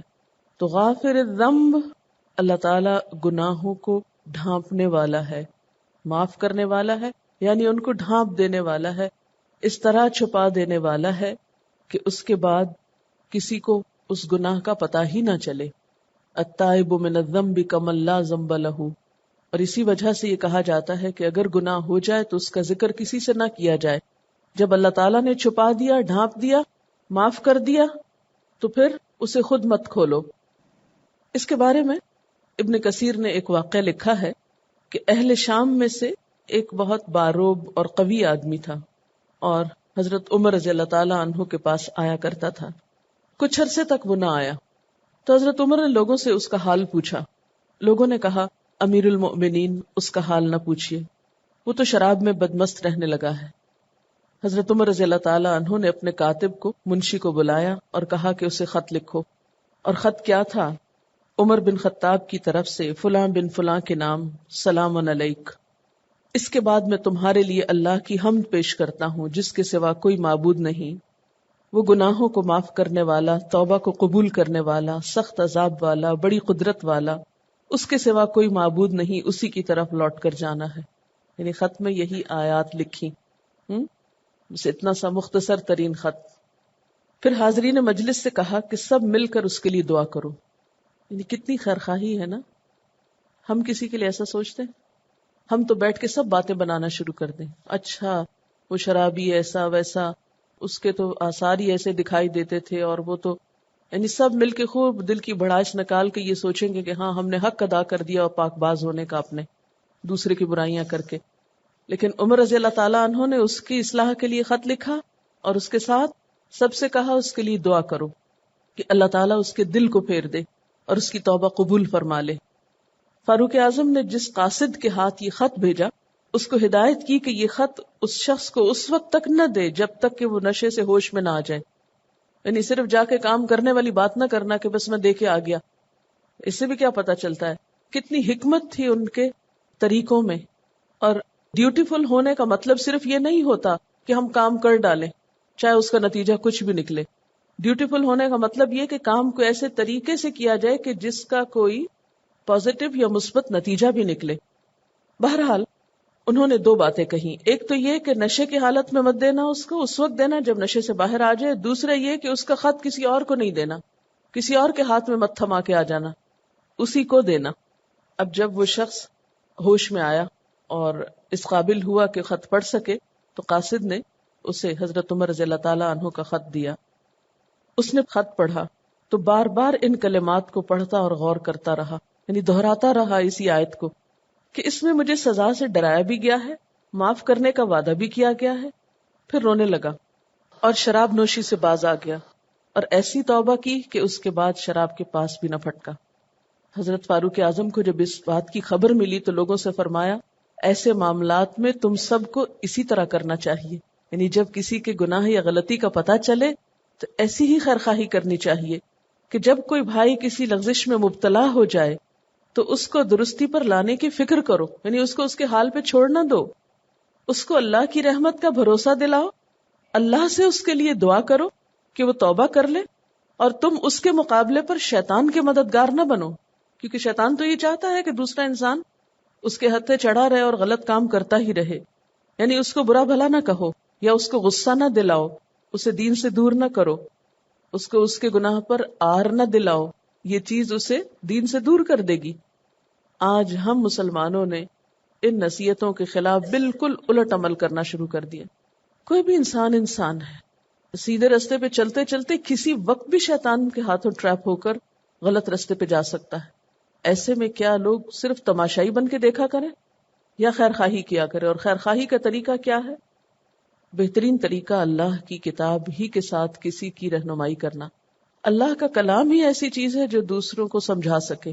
میری آپ کی نصیحتیں اس کے مقابلے میں کچھ نہیں، یا تعویلیں یا عذر یا بہانے. تو بہتر یہی ہے کہ ایسے میں انسان اللہ کی کتاب کا سہارا لے، کیونکہ یہ کتاب گائیڈ بک ہے نا، رہنمائی کرتی ہے. اور کس چیز کی رہنمائی کرتی ہے؟ ہمارے ڈے ٹو ڈے پرابلمز میں ہماری رہنمائی کرتی ہے. لیکن افسوس کی بات یہ ہے کہ ہم نے اس کتاب کو ایک طرف رکھ دیا ہے اور اپنی زندگی کے مسائل حل کرنے کے لیے خود ساختہ طریقے اختیار کر رکھے ہیں. پھر بھلا مسائل حل کیسے ہوں؟ یہ صرف برکت والی کتاب نہیں، صرف رحمت اور شفا ہی نہیں، یہ گائیڈ بک ہے. ذالک الکتاب لا ریب فیہ ھدی للمتقین. لیکن ظاہر ہے کہ رہنمائی اسی کو دے گی یہ کتاب مختلف مشکلات اور پریشانیوں اور دکھوں میں، کہ جب واقعی کوئی رہنمائی چاہے گا جس کے اندر تقویٰ ہوگا، جو جھکے گا اور اللہ سے مدد مانگے گا. تو غافر الذنب، وہ گناہ معاف کرنے والا ہے، کر سکتا ہے، اس کے لیے کچھ مشکل نہیں.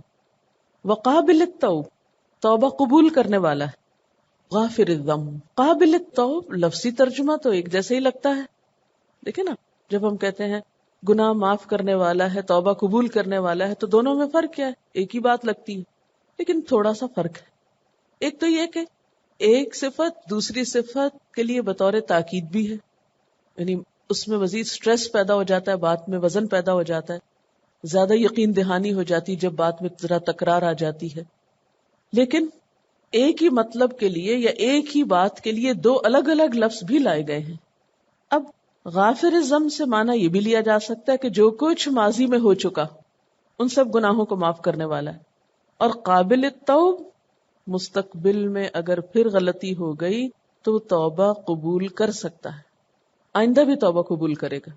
یعنی مکمل طور پر انسان کو مایوسی سے باہر نکال لیا گیا، کیونکہ اس مایوسی سے باہر نکل کر ہی انسان ایک مفید اور تعمیری کردار ادا کر سکتا ہے معاشرے میں. ڈپریشن کے ساتھ نہیں، مایوسی کے ساتھ نہیں. اچھا، بعض لوگ یہ کہتے ہیں کہ یہ تو کوئی بات نہ ہوئی، ایک شخص اتنے گناہ کرے اور پھر اس کو معاف کر دیا جائے.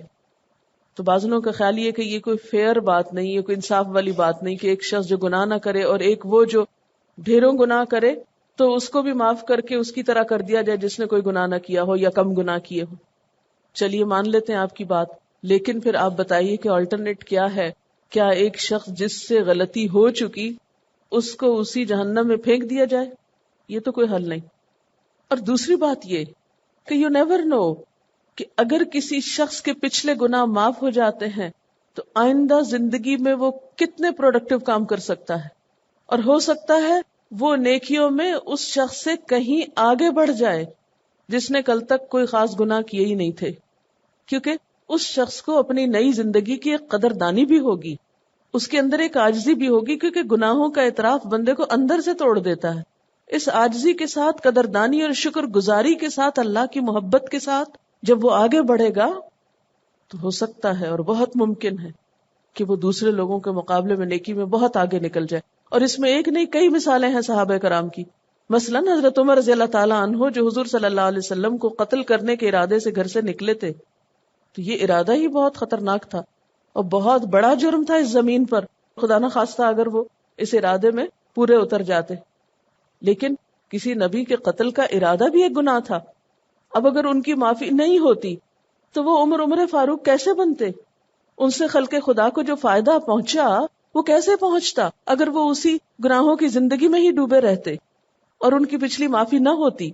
اور یہ ایک مثال نہیں، 20 مثالیں ایسی ہیں کہ جس میں لوگوں کے بڑے بڑے جرائم کو معاف کیا گیا اور پھر آئندہ انہوں نے اتنی ہی بڑی بڑی نیکیاں بھی کی، اتنا ہی زیادہ تعمیری رول بھی ادا کیا.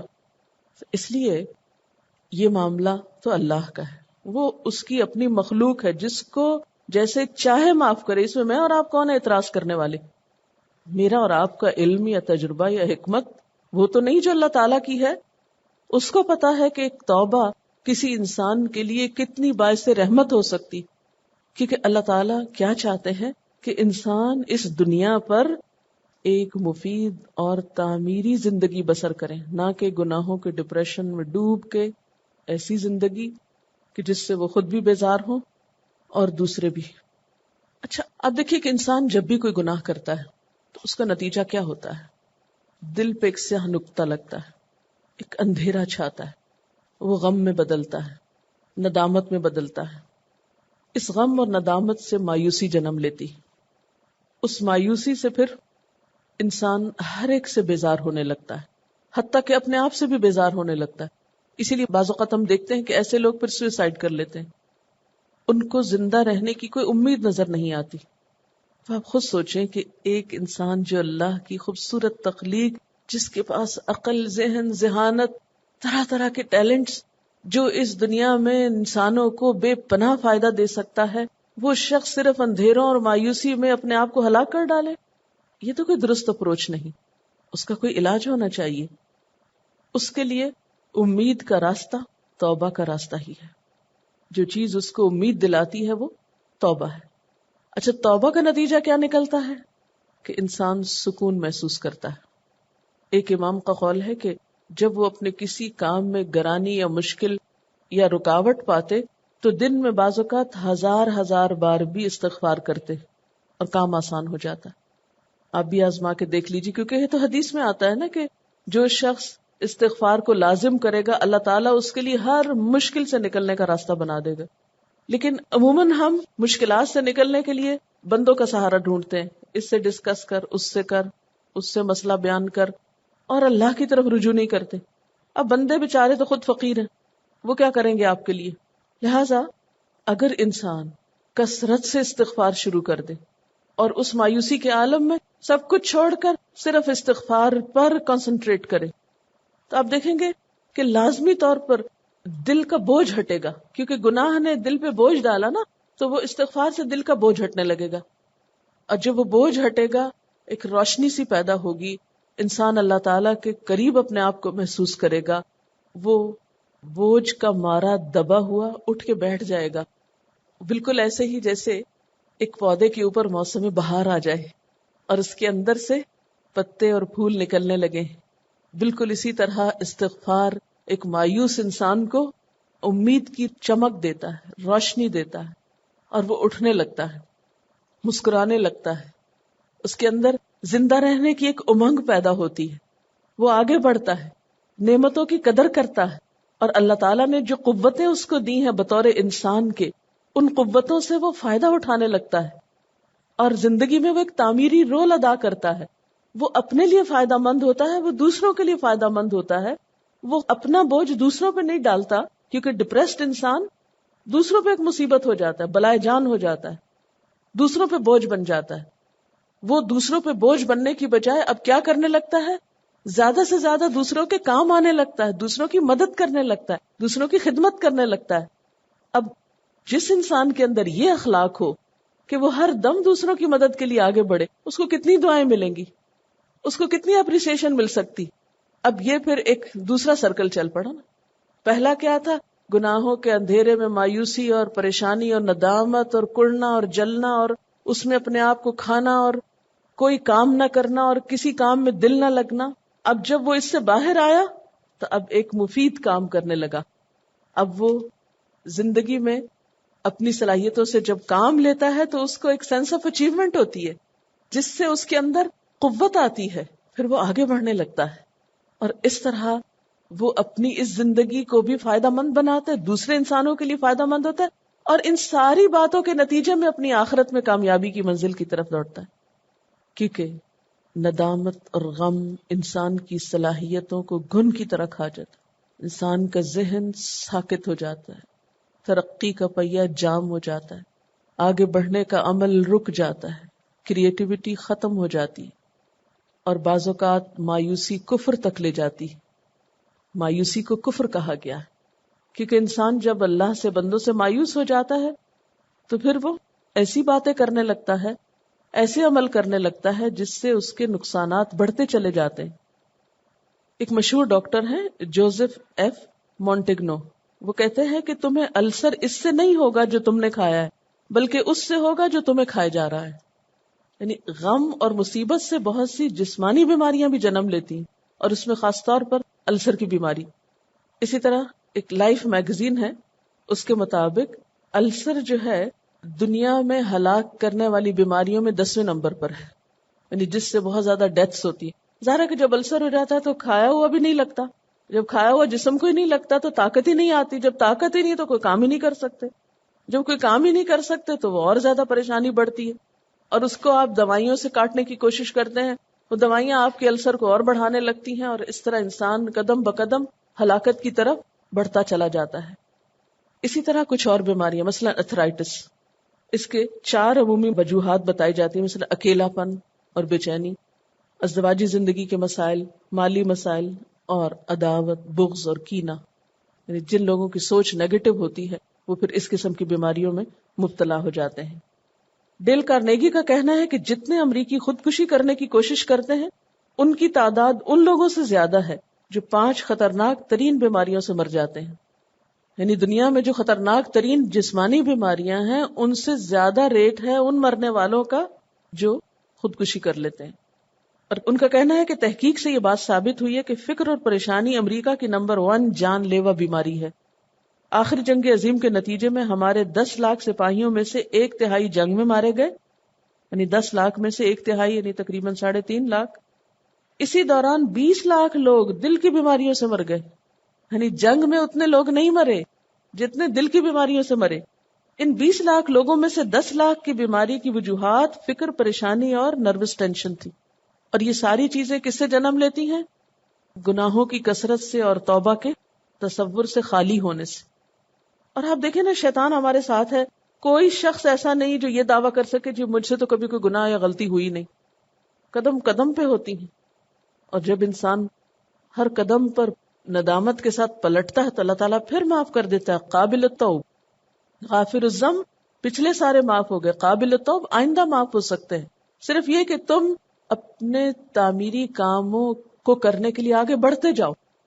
آپ دیکھیں غلطی کس سے ہوتی ہے؟ جو کام کرتا ہے. جو کام کرتا ہی نہیں اس سے کیا غلطی ہوگی؟ یعنی آپ جب کسی سے بات کرتے ہیں تو تبھی تو ٹھوکر کھاتے ہیں نا. کسی کے دل دکھا بیٹھے، کوئی منہ سے بھول کے کسی کی غیبت ہو گئی، کسی کو ستا بیٹھے، پھر ندامت سے پریشان بیٹھے. اب اس کا حل یہ تو نہیں کہ آپ کے آئندہ سے میرا چپ کا روزہ، میں تو کسی سے بات ہی نہیں کروں گی کیونکہ میں تو جب بولتی ہوں کچھ منہ سے نکل ہی جاتا ہے، میں تو اپنے آپ سے ہی تنگ آ گئی. نہیں، ٹھیک ہے اپنی اصلاح کی کئی کوششیں اور کئی طریقے اس کے ہونے چاہیے، اختیار کرنے چاہیے، لیکن یہ حل نہیں ہے کہ آپ کام چھوڑ کے بیٹھ جائیں. یہ تو بہت آسان طریقہ ہے. اور ڈپریشن میں عام طور پر کیا ہوتا ہے کہ لوگ سب کام چھوڑ کے دنیا سے بے نیاز ہو کے بیٹھ جاتے ہیں اور وہ اس کو حل سمجھنے لگتے ہیں، اپنے آپ میں رہنے کو مسائل کا حل شمار کرتے ہیں، حالانکہ یہ حل نہیں ہوتا. اس لیے ماضی کے گناہ بھی معاف ہوتے ہیں اور آئندہ بھی ہو سکتے ہیں. اور یاد رکھیے، معافی مانگتے ہوئے کبھی اپنے آپ پہ بھروسہ نہ کیجئے کہ یا اللہ میں وعدہ کرتا ہوں اور میں اس قابل ہوں کہ آئندہ کوئی گناہ نہیں کروں گا. یہ نہیں ہو سکتا. اپنے آپ کو اللہ کے حوالے کیجئے کہ یا اللہ میں معافی مانگ رہا ہوں اور میں بے حد کمزور ہوں، مجھ سے تو پھر غلطی ہو جائے گی، مجھے تو نے ہی سنبھالنا ہے اور تو نے ہی پھر بھی مجھے معاف کرنا ہے. میں اپنے ہر گناہ کا اعتراف کرتا ہوں. اور اس کے ساتھ انسان اصلاح کی کوشش کرتا رہے، غلطی پر اصرار نہ کرے، غلطی پہ اڑ نہ جائے، غلطی کی تعویلیں نہ کرے، تو سب معاملہ درست ہے. اور آپ دیکھیں گے کہ جب اعتراف کرنے لگتے ہیں نا آپ، تو اللہ تعالیٰ پھر توفیق بھی دینے لگتا ہے بچنے کی. یعنی یہ توبہ کا طریقہ جو ہے نا، اس کے اندر ایسی کچھ حکمت ہے کہ یوں لگتا ہے نا جیسے کانفیڈنس بحال ہوتا ہے. اللہ تعالیٰ کی ذات پر ایک اعتماد اور ایمان اور یقین میں اضافہ ہونے لگتا ہے نا، اس پہ پیار آنے لگتا ہے. پھر انسان اللہ تعالیٰ کے اس پیار کی مان رکھنے میں پھر زیادہ کوشش کرتا ہے غلطیوں سے بچنے کی، کہ نہیں جس رب کا اتنا احسان ہے مجھ پر، میں کیوں اس کو ناراض کروں. پھر شعوری کوشش کرنے لگتا ہے. اور جس انسان کا کسی پر اعتماد نہ اور ہر کوئی اس کا اعتماد توڑ کے رکھ دے اور وہ مایوسی کا شکار ہو، تو ایسا شخص آئندہ بھی کچھ زیادہ بہتر کام نہیں کر سکتا. اچھا، ایک اور سائیکالوجسٹ ہیں ڈاکٹر کارٹ جنگ، وہ کہتے ہیں کہ پچھلے 30 سالوں سے لوگ میرے پاس مشورے مانگنے آتے ہیں. میں نے سینکڑوں مریضوں کا علاج کیا ہے اور ان میں سے کوئی بھی ایسا نہیں تھا جس نے اپنی زندگی کو بہتر بنانے کے لیے دین کی طرف رجوع نہ کیا ہو. یعنی ان سب کا علاج کس میں تھا؟ دین میں. حالانکہ ان کا دین کوئی مکمل دین بھی نہیں ہے، کرسچینٹی، لیکن پھر بھی بہرحال دین تو ہے. اور صحت یاب نہ ہوا ہو، یعنی کوئی شخص ایسا نہ تھا ذہنی مسائل والا کہ جس نے دین کی طرف رجوع کیا ہو اور پھر اس کو اپنے مسائل کا حل نہ ملا ہو یا وہ اس بیماری سے باہر نہ آیا ہو. سینکڑوں لوگوں کی مثال دے کے کہتے، وہ کہتے ہیں کہ میں یہ کہہ سکتا ہوں کہ وہ سب اس لیے بیماری کا شکار ہوئے تھے کہ وہ اس چیز سے محروم تھے جو دین ایمان والوں کو فراہم کرتا ہے. جو سچا ایمان پیدا نہ کر سکے اس کو شفا نہیں ہو سکتی.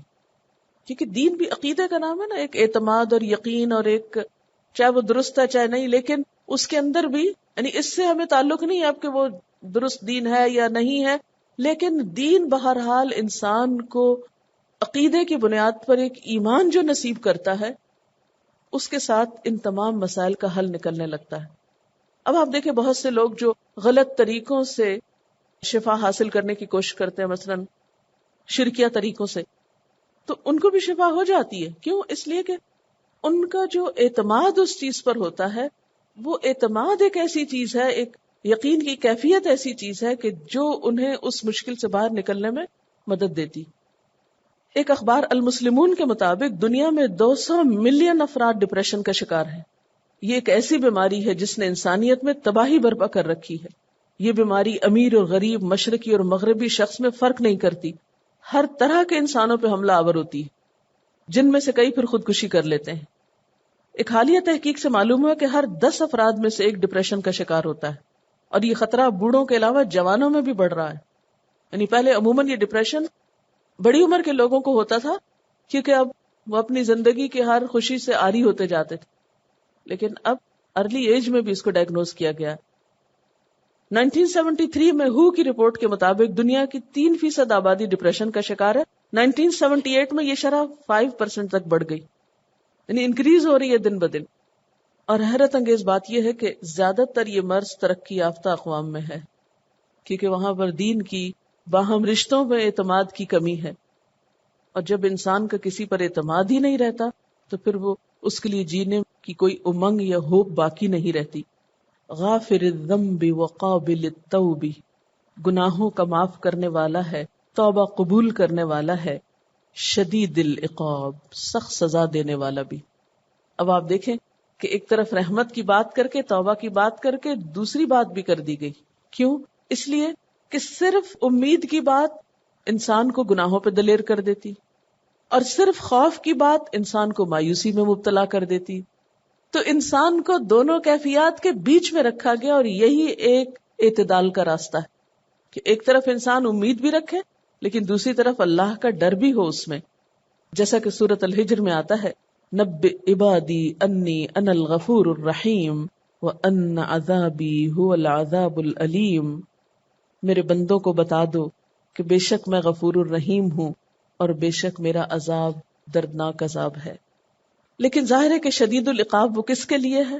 سرکش لوگوں کے لیے، ان لوگوں کے لیے جو گناہوں سے توبہ نہ کرنا چاہیں، یعنی جو گناہوں کی زندگی میں اس لیے پڑے رہیں کہ انہیں گناہوں میں لذت آئے، اور جو اس آلودگی کو محسوس نہ کریں اور اس سے باہر نہ نکلنا چاہیں، تو ان کو بھی ایک طرح سے جھنجھوڑا جا رہا ہے. ذی الطول، اب شدید العقاب کی بات کر کے ذی الطول کی بات بھی کی گئی. ذی الطول فضل والا ہے. طول کا لفظی معنی فراخی اور تونگری کا ہے، یعنی وہی فراخی عطا کرنے والا ہے، وہی تمہیں دنیا کی نعمتیں دینے والا ہے. اور طول کا معنی انعام بھی کیا گیا ہے، یعنی اپنے بندوں پر انعام اور فضل فرمانے والا ہے، احسان فرمانے والا ہے، ان کے لیے دنیا کی مشکلات میں وسعت پیدا کرنے والا ہے. اسی لیے پھر زیادہ سے زیادہ اللہ تعالی کی طرف رجوع کرنے کی ضرورت ہے، ہر مشکل میں، ہر تنگی میں، ہر پریشانی میں. گاندھی کا قول بھی اس سلسلے میں بہت اہم ہے. وہ کہتا ہے کہ اگر میں دعا نہ کرتا تو میں کب کا پاگل ہو چکا ہوتا. تو جب انسان اللہ تعالیٰ کی صفت پر یقین کرے کہ ذی الطول، وہ سب کچھ کر سکتا ہے، وسعت والا ہے. اب آپ دیکھیں نا، طول، فضل، وسعت، فراخی. تو اب جب آپ اللہ تعالیٰ کے لیے یہ صفت ذہن میں لائیں تو پھر مایوسی نہیں ہوتی. کیوں؟ اس لیے کہ مایوس کرنے میں ایک اور چیز بڑا اہم کردار ادا کرتی ہے کہ میرے گناہ زیادہ ہیں، اتنی توبہ تو نہیں ہو سکتی نا. یعنی ایک اور شیطان کا وسوسہ کیا ہوتا ہے، بھی ٹھیک ہے توبہ ہوگی لیکن اتنے گناہوں کی نہیں ہو سکتی. چلو تھوڑے بہت گناہ تو ہوئے، میں نے تو بہت زیادہ گناہ کیا، ان کی نہیں ہو سکتی. نہیں، ذی الطول وسعت والا ہے، اس کے ہاں کسی چیز کی کمی نہیں، ہر چیز کی فراخی، ہر چیز کی کثرت ہے، سارے گناہ معاف کر سکتا ہے. یغفر الذنوب جميعا، اس کے ہاں کسی چیز کی کمی نہیں. لا الہ الا ہو، نہیں کوئی الہ مگر وہی. الیہ المصیر، اسی کی طرف لوٹنا ہے. پھر اب خود فیصلہ کر لو کہ کس حال میں لوٹنا ہے. ایک راستہ ہے توبہ کا اور دوسرا ہے مایوسی کا. جب واپس اس کی طرف جانا ہے تو پھر کیوں نہ اسے راضی کر کے ہی واپس جائیں تاکہ وہ ہم پر اپنا انعام و اکرام کرے. وآخر دعوانا ان الحمدللہ رب العالمین. سبحانک اللہم وبحمدک نشہد ان لا الہ الا انت نستغفرک ونتوب الیک. والسلام علیکم ورحمۃ اللہ وبرکاتہ.